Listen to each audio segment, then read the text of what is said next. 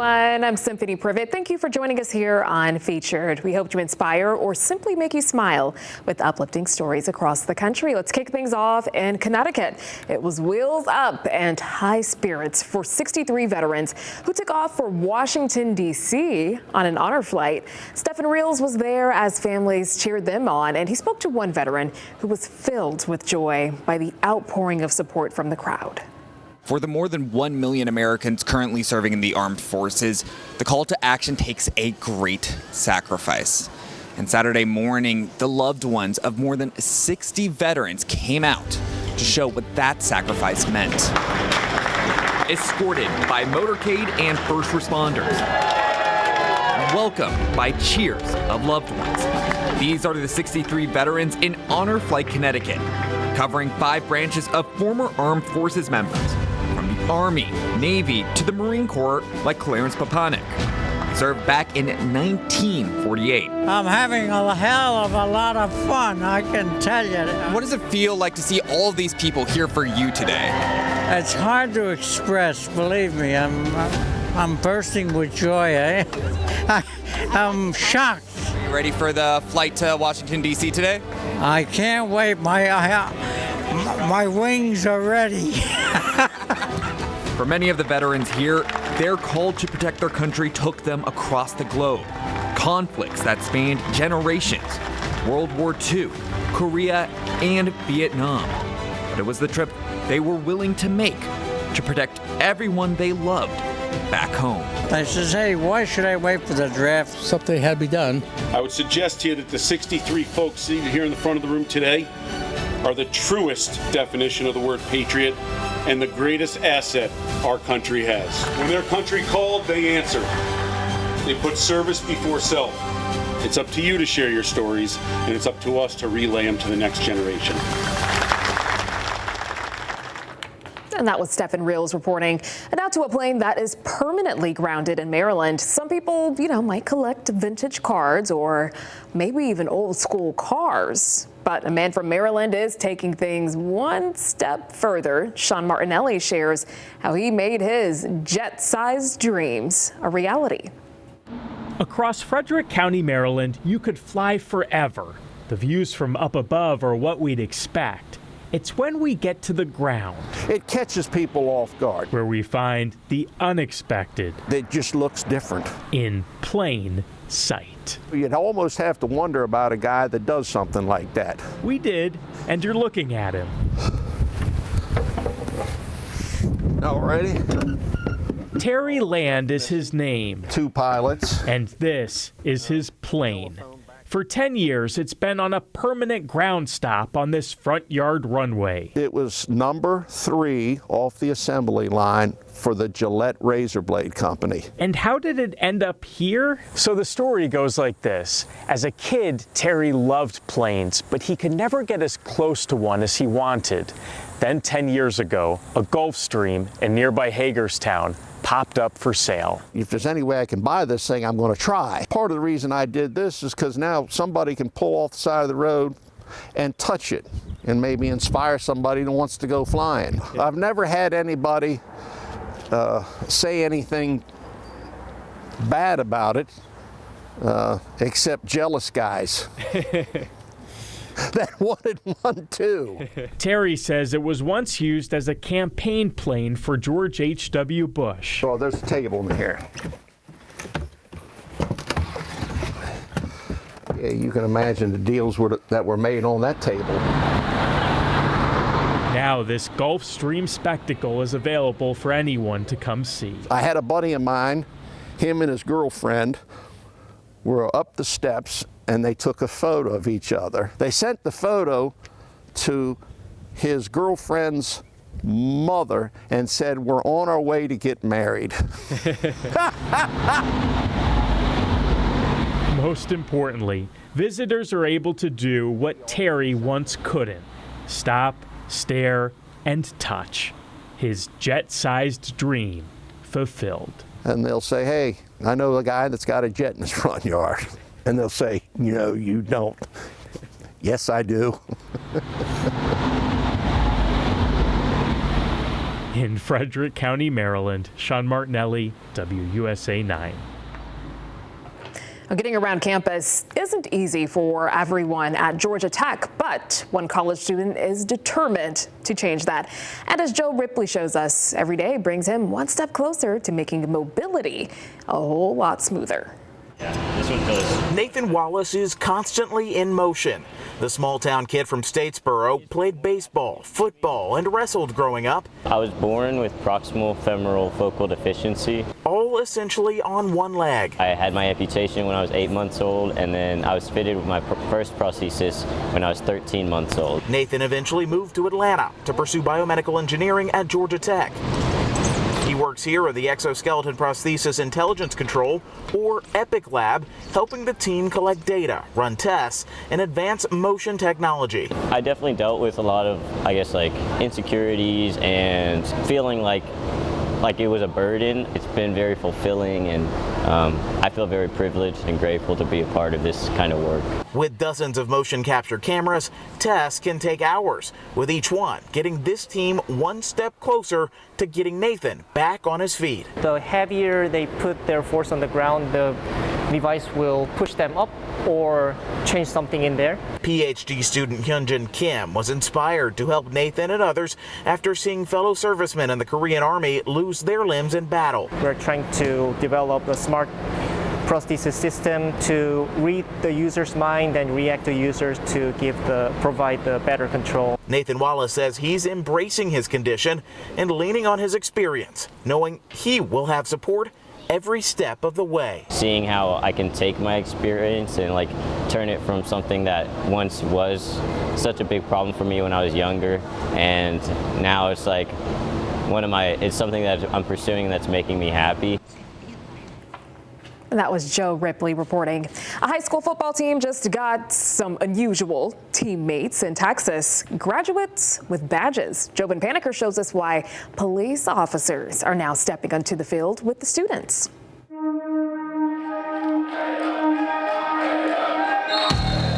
How we prepare shapes who we are. And especially here in Allen, in football, where preparation is everything. It's always this intentional weight room, always like this. And yet nothing like you'd imagine. Easily could be their dad. Or who you'd imagine. These kids are just like us, just 20-something years ago. Chance Graves and Michael Cambiano are Team Allen, just on a different team from a few miles down the road. And we want them to see beyond the badge. No question. 2 Allen police officers are embedded with Allen High School's heralded football team. You're going to pull it high. Just one of the guys. A program a police chief and a football coach call Blue Eagle. All about it. How fast can I apply? They're there to support Allen, we're here to support them. There you go. Officers Chance and Michael do everything the players do.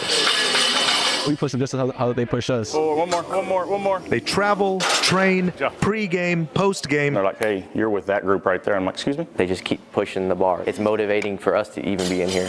They make me want to be better. These young men aren't just preparing for a game. I think it's like long-term recruiting. They're preparing for life. I got it. 10-5. There you go, Tim.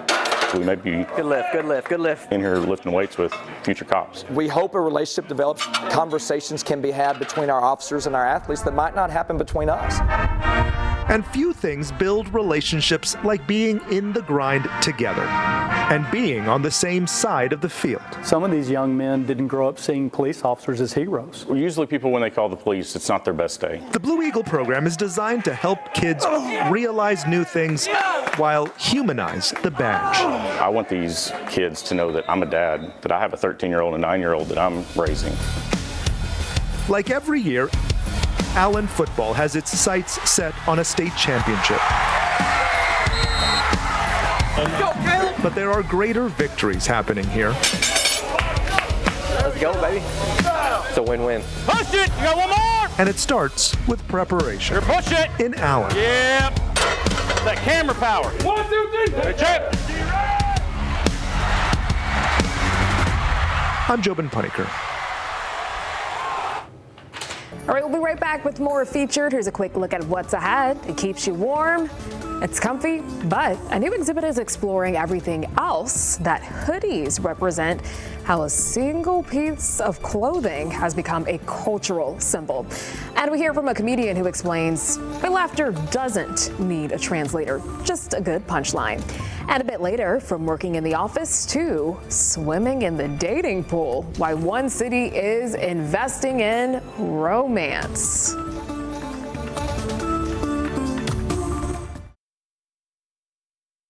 Now, if you think the hoodie is just casual wear, an exhibit at an Atlanta museum might change your mind. Danielle Nottingham shows us why visitors are seeing the everyday garment in a whole new light. We call this our hoodie encyclopedia. It's a kind of random assortment of hoodies and all they can represent. At the Museum of Design Atlanta, a simple sweatshirt with a hood is doing what art often does, making people stop and think. It remains pretty firmly in athletics, at which point it starts to be a garment that people wear for fashion, and then it starts to accumulate other meanings. There's high-end fashion from entertainers like Beyonce, a 26-foot hoodie display, and even streetwear designed to scramble facial recognition.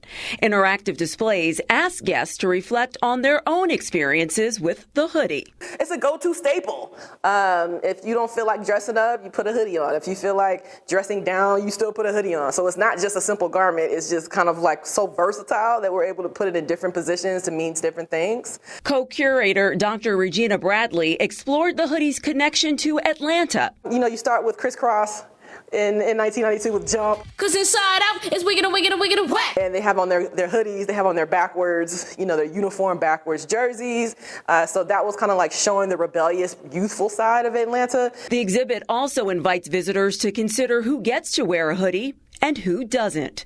In 2012, Trayvon Martin is walking down the street wearing a hoodie and he's murdered. And people comment after that happens that it was because he was wearing a hoodie. And then at the same time, Mark Zuckerberg goes to a meeting wearing a hoodie in Silicon Valley, and people are a little bit up in arms about it, but they just think he's being disrespectful. The museum says its goal is to show how design is never just about aesthetics. The hoodie, they argue, is a way of talking without saying a word. That was Danielle Nottingham reporting. Now, if you love throwing on hoodies, you can thank Champion for your go-to garment. The company created the Comfy Classic back in the 1930s. I had no idea. Now, let's also take it back. Remember back in the 90s, maybe the early 2000s, they used to sell that brand at Walmart for a pretty affordable price, we'll say. And now it'll cost you a little bit to get that whole Champion suit. It's funny how things change. All right, let's check out a museum in Arizona now that is rolling out the red carpet for the skateboard. The Dry Surf exhibit showcases the major influence that Tempe, Arizona has on the sport, even though it originated in California by surfers who wanted to ride the waves on land. Exhibit organizers say the first skate park to ever exist was in Tempe, and it opened up in 1965. Now, the museum has this iconic image on the wall. Check it out. For those who don't know, this is Tempe native Patty McGee. She is the first woman skateboarder. She also was the first in the sport to be featured on a magazine cover. Organizers say the exhibit explores the history from its early beginnings to its rise as a global phenomenon.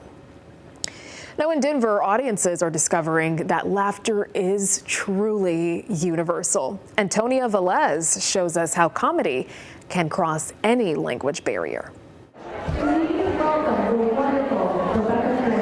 You don't need to speak a certain language to understand this. But comedian Rebecca Trejo knows, in order to get there, you need to get the punchline. It's why she tells jokes in English. You guys are like, yep, the Latin is here. And Spanish. Yo quiero que todos ustedes se den un fuerte aplauso por estar aquí esta noche. Comedy more people can comprehend and relate to. There's such a lack of representation in stand-up comedy here for Hispanic and Latinos.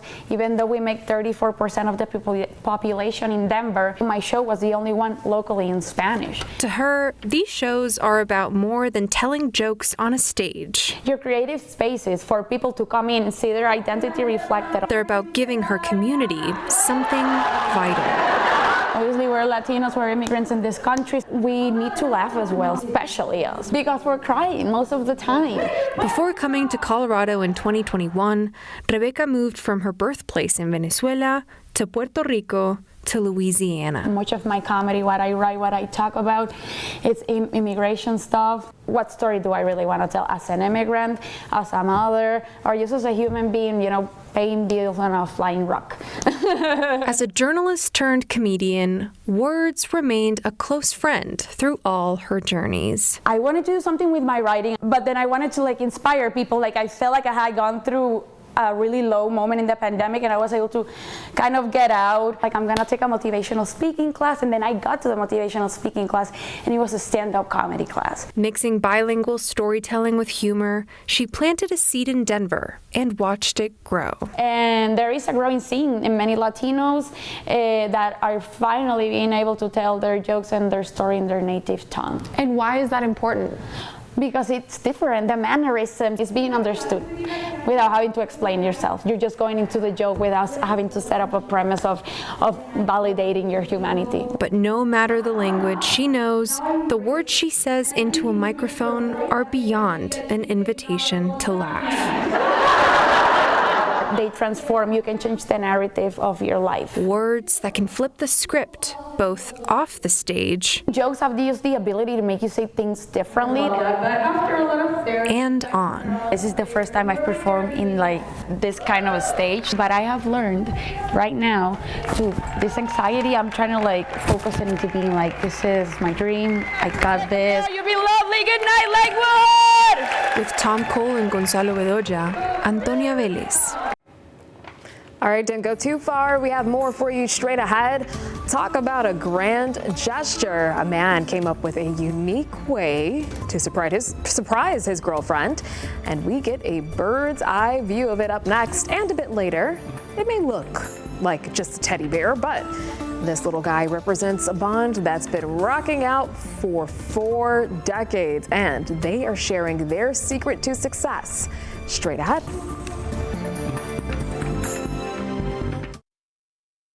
Now, you never know when Cupid will shoot his arrow next. For these two lovebirds, it happened unexpectedly, and I want to introduce you to these people. This is Rebecca and Ian. Now, they met while attending a city-hosted networking event in Macon, Georgia. And although neither of them were looking for love, that is exactly what they found. For Rebecca, it sparked an idea. She works for the city and wanted to create an event to help young professionals connect and build stronger ties to their community.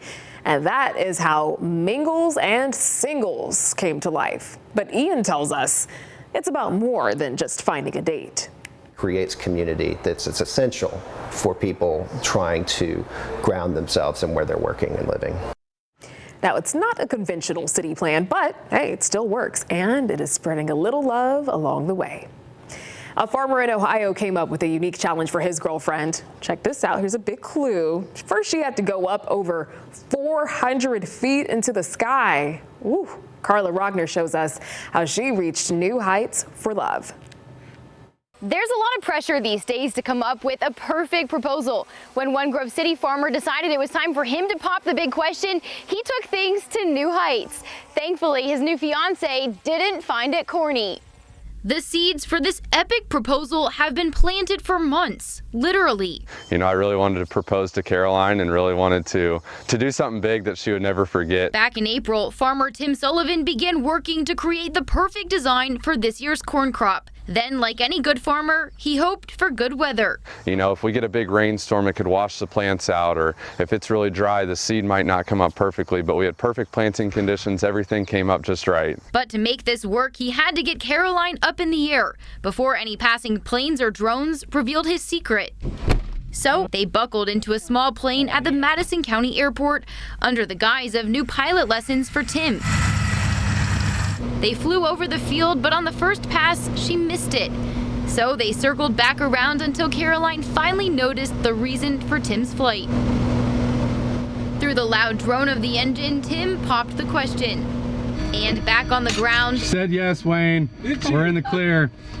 Tim got down on one knee. I think I was shocked. I was just processing how much work it had to take to get this done, and I was just like, I can't believe somebody put all of that effort and months into planning for me to do something so special. So I was pretty impressed. Are you surprised he was able to pull this off without you finding out? Yes, especially with how much I'm involved here and helping with the farm. So I was really shocked that I totally missed what was happening, and he's not the best secret keeper. So he did a good job keeping a secret. Caroline is a farmer too. In fact, they both work in the corn seed industry. Just kind of one of those when you know, and we both knew pretty early on, and we were both pretty excited about it, and we said, hey, let's run with this. The next chapter of their love story, rooted in 13 acres of corn and commitment. And what do you think of the ring? Oh, it's so pretty. It's exactly what I wanted. That was Carla Rogner reporting. Here's a quick look at what's coming up next. From aloha to yeehaw. We'll tell you how this Hawaiian cat rode the airwaves all the way to Texas to find his forever home.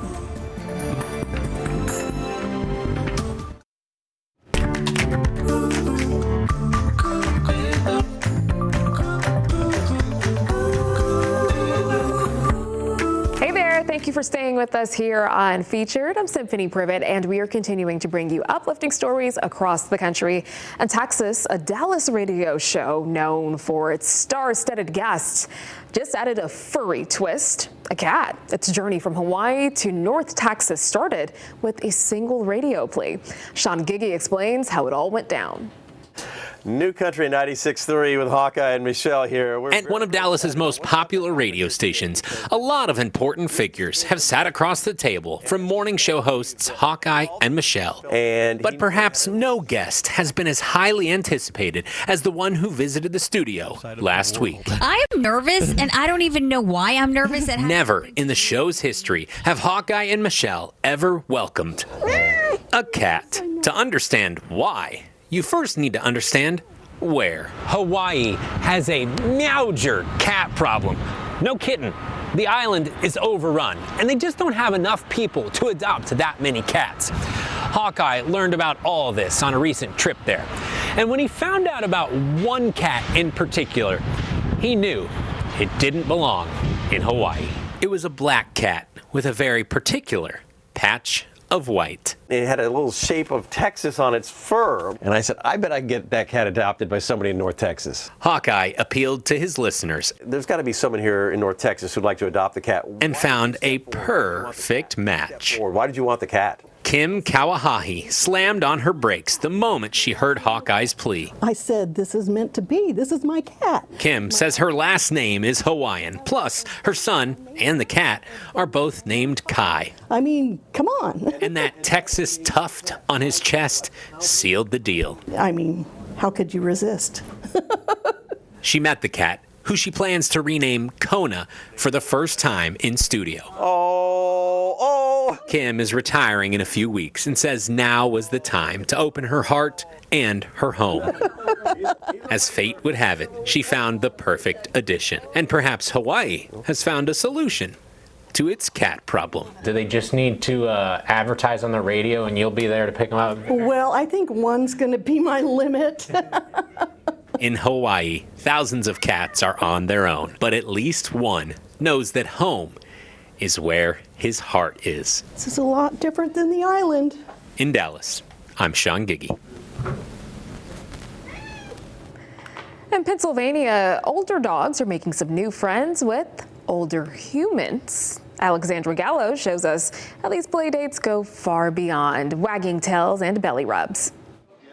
It's the best day of the week here at Tunkhannock Rehabilitation and Healthcare Center for the residents and for the dogs who get to visit them. Inspiration for everyone. I don't think anybody dislikes dogs. A few weeks ago, we introduced you to a couple in Wyoming County rescuing senior dogs from shelters in the area and placing them with senior citizens. They call it a forever foster, and they cover all the costs, including food, medications, and vet appointments. And twice a month, the owners of Patty's Wagon Tail Senior Sanctuary also bring a few of the sanctuary's senior dogs here to the nursing home in Tunkhannock. It just brings warmth to my heart. We're rescuing our dog, these are the senior dogs, and we're bringing it to the senior citizens here just to give them some love and everything. As you can see, with even the little guy over here, the dogs just love people, and the residents love the dogs back. It just makes me feel good. It's a way to keep the senior dogs socialized before being placed in their forever fosters, but it's also to help the residents. Changes the mood, very much. Nice dogs. It's much better than I think it is. I think it's really goes a little deeper than just a dog. When the dogs come, even our long-term care residents that come here, they just seem very mellow. They seem relaxed. It's called pet therapy for a reason, and the owners of Patty's Wagon Tails say the conversations are the best part of all of this. Reminiscing with them, they're telling me about their stories with their dogs and their animals and farms and stuff like that. That's the best thing, is getting them to get some talking and dialogue together with them. It's such fun. That was Alexandra Gallo reporting. A couple is turning heartbreak into blooms in Ohio. They're using their flower business to help make adoption dreams come true. Take a look. In Travis and Juana Reynolds' backyard, you want me to get some of the flowers in the back that you can't reach? Hope is in full bloom. Everything, even the greenery, comes from here. They met 13 years ago. Travis was a student in Toledo, determined to win over a young woman in Ashtabula. And he kept asking me out, and I was like, it's not gonna work out. It's 3 hours. I don't like to drive. I was like, I'm gonna be honest, I'm not gonna drive out here. Travis had other plans. I wanted her to be my girlfriend, and so it started off as just a simple romance, and it grew into something more and more. Just like the hope they had for starting a family, but their journey took an unexpected turn at a routine appointment to explore IVF. I was telling her about some issues I was having, just like a lot of pain. Juana pushed for an ultrasound. She was like, you are growing something, but it's not a baby, it's cancer.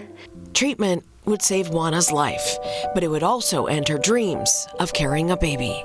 Honestly, I would say, and this sounds like so silly, like the cancer didn't affect me. It's devastating news, but I think what really affected me the most was infertility. She's obviously affected by how she can't be a mother, but I think she's more hurt that I can't be a father, and me the same.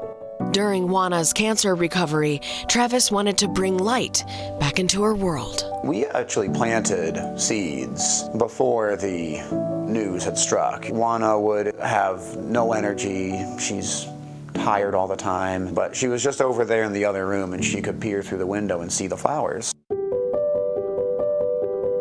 It was kind of like a testament of his love. The flowers sparked something bigger. I had the idea, I was like, why don't we grow the flowers to grow our family? Because we looked into adoption, and I was like, oh my God, we were not prepared for how expensive it was. That's when Greenview Petals was born. It's commonly stocked with fresh cut flowers. There's little crochet animals with positive messages. There's handmade cards from Juana. It operates as an honor system flower stand. You can just put money in the cash box or scan her QR code, and all of her pay links are right there. Every single penny from flower sales goes directly to their mission of becoming parents. And we have been approved to be adopted parents, so now it is a waiting game to see if a couple out there sees us and is making a really hard decision to be like, I want you to be the parents of this child. Juana says sharing their story has become more than just their own journey. I wanted to make sure people knew that you're not by yourself, you're not alone. While they wait for that life-changing call, Juana and Travis, growing a lot of things, marigolds, snapdragons, will continue nurturing their garden and their dreams. even if our story isn't successful, I want to help somebody else's story be successful. Lindsay Buckingham. A family in Ohio is getting a big dose of kindness. A local heating company installed a high-efficiency furnace and air conditioner free of charge. Jacob Sabina is a full-time dad and volunteer youth football coach. Sabina was nominated by his mother for all the ways he gives back. Furnace was over 50 years old, so I mean, I knew eventually it was going to have to get replaced, but I knew I wouldn't be able to afford it. So it helps out gratefully that I don't have to worry. I can provide good shelter for my boys. Jacob's mom says she's grateful for the donation for her son and the family. Humbling gratefulness that I have is, I can't thank him enough. I can't. It's just, you know, times are hard. People struggle and you don't seem to catch a break, but this right here is just everything. The co-owner of the heating company says this is just their way of giving back to a community that has given them so much support over the years. All right, let's head over to Minnesota now to meet a band that's been performing for 40 years. They are a favorite among young kids, and they even have some celebrity fans like Mr. Rogers and Prince. No wonder he likes them. They're from Minnesota. Well, Gordon Severson shows us why generations of fans, both young and old, just cannot get enough of the Teddy Bear Band. In a complicated world, we all crave nostalgia from time to time and memories of childhood. For many Minnesota kids who grew up in the 80s and 90s, well, it was really a very exciting time. There are fond memories of the Teddy Bear Band. Look how much fun we had. A band that started in 1985. I was teaching in Bloomington Public Schools Early Childhood Family Education, ECFE. Ron Gustafson was experimenting with music as a teaching tool during circle time with his preschoolers. So I had this idea to take circle time to the stage. He then reached out to Richard Erickson. I had little kids and they were in Ron's program. Richard was a professional musician at the time, performing at local jazz clubs. And together they started a band. And so we had one rehearsal, and then we did the show. A benefit concert for Ron's early childhood program. And the kids loved it. And after that, it took off. Playing classic kid songs. I wrote this specifically for our very first show. And a few of their own. Bear, bear, bear in the air. Bear, bear. Before they knew it. Toss your teddy bear up in the air. Catch it. Catch it. Kids were bringing their own teddy bears to the shows and singing along. On every show, we tap into something that's really powerful, and that is the enthusiasm and joy of young children having fun. Over the years, the band has played concerts in nearly every city in Minnesota at some of the biggest venues in the state. Playing for the Mega Barney concert that had 50,000 people at it. Minnesota State Fair, yes. The band eventually caught the attention of the legendary Mr. Rogers. I said, well, Fred, you've heard what we do and why we do it. Do you have any advice? And he said, I think you should keep doing what you're doing.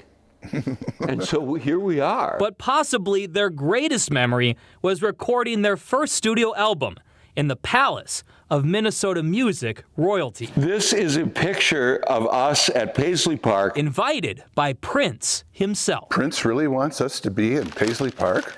Well, are we a good fit? And you can't get any bigger than that. But unlike most bands that make it big and eventually do slow down, the Teddy Bear Band is still going strong 40 years later. We have parents of young children who saw us when they were young children. And we affectionately refer to them as Ted Heads. And those Ted Heads are now bringing their own children to see their shows. How many shows are you guys playing now? It can range anywhere from 200 to 350 a year. Wow. Yeah. Almost one a day. Our record is doing 7 in one day. And so it can get busy. So you guys have had to have played thousands upon thousands of shows over your career. Over 10,000. As of last June, a year ago in June. They say the secret to their success is having fun. That is what makes us who we are. And getting the kids involved in the show. And while the rest of us crave nostalgia and childhood, the Teddy Bear Band has been living it for more than 40 years. It doesn't get old for me. It's remarkable. And they have no plans to grow up anytime soon. Dance with your teddy bear. That was Gordon Severson reporting. Don't go too far. We have more for you straight ahead. Coming up, why this man is giving old lamps a new life instead of throwing them away. We check out his one-of-a-kind creations. Now, when life gets tough, support can make all the difference. Jeff Zevely introduces us to a woman who overcame addiction and is now helping others do the same. Rumbling into work.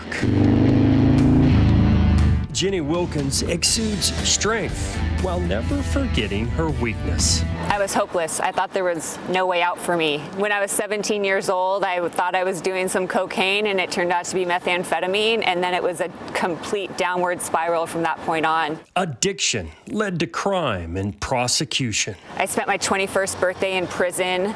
That was not the trajectory that I had envisioned for my life. Jenny got clean and then met Jen Ross in a halfway house. If Jenny wasn't in my life, if I would have never, met her, I would probably be dead.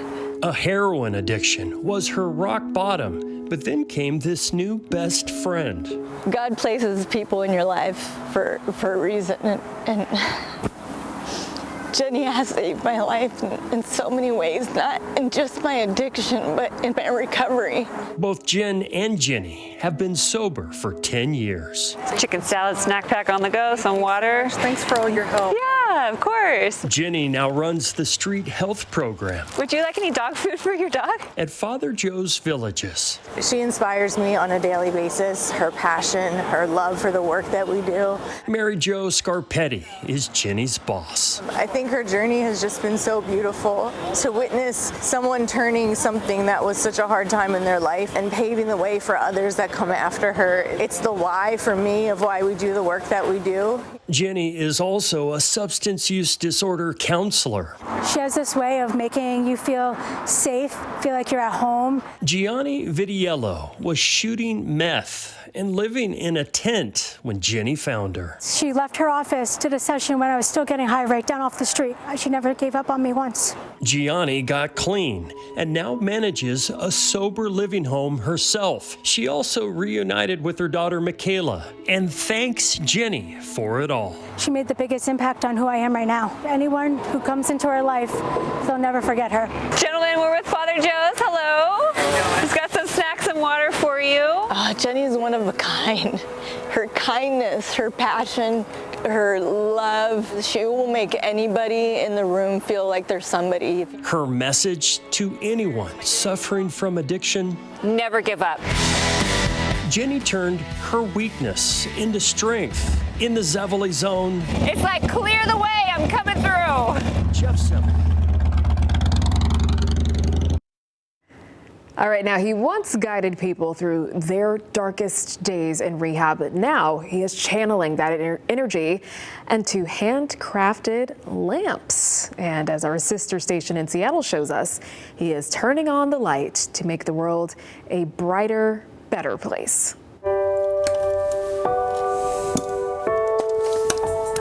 I make lamps. My head is constantly going. I see things and I immediately wonder how I can get a wire through it and a bulb on it. Before making lamps, Tim Smith worked at a rehab clinic, teaching people how to rebuild a life. I worked in a halfway house for hardcore drug addicts. When that got too heavy, he turned to cameras, chasing light instead of lost souls. Then one day, he realized he could make the light himself. I made lamps out of my old camera equipment. I started making lamps and selling. Gonna put the plug on it. To my surprise, it just took off. So I'm over 500 lamps made to date. Here's the 8mm. This is a cello. I found this in pieces and I managed to get it back into one piece. Interior lights, see the blue? So this is a Sunbeam iron from 1948. We've even got a water ski. A kerosene lamp. Tim's luminous lamps don't just give off light. They stir memories. And mostly it's just connection. Somebody will see a camera and they'll remember that this is the camera my dad or my grandpa had. A radio, it was the one that was in Mom's kitchen at the farm. You name it, I've attempted. And in lieu of it ending up in a landfill, I'm giving it a second chance. Are you making the world a brighter place with your lamps? I would like to think that somebody might have that next to their easy chair and turn it on to read a Christmas story or have the grandkids around. Sure, why not? So you are making the world a better place with these lamps. I'm hoping I am, yeah. For me, it's trying to match the object to a light bulb. Where am I going to place the bulb? Is it a clear bulb? Is it a tinted bulb? Yeah, there we go. Is it artistic? Probably. In my own mind, it's just what I like to do. I do love the lamps. They bring light. That's the great thing about working in this little space. It's mine. I come and go as I please. I really enjoy it. I really do. All right, that was our sister station in Seattle. Coming up next on Featured, when empty cupboards bring worry, a neighbor's kindness brings relief. We check out the front yard pantry helping her community.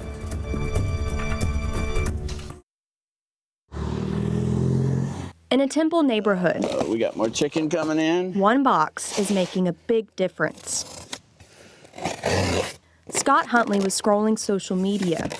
Oh, a ton of stuff. Once I saw the idea, it really wasn't a thought to, second guess it. It was something I wanted to do. I don't believe that, anybody should go hungry, and there was an absolute need for this, and it was something that I just didn't second guess and wanted to get started for the community. This isn't just your normal food pantry. Whenever you pull up to Scott Huntley's home and you walk towards the blessing box, first off, he says you can take whatever you need and donate when you can. So whenever you walk up to the box, the first drawer is filled with hygiene products.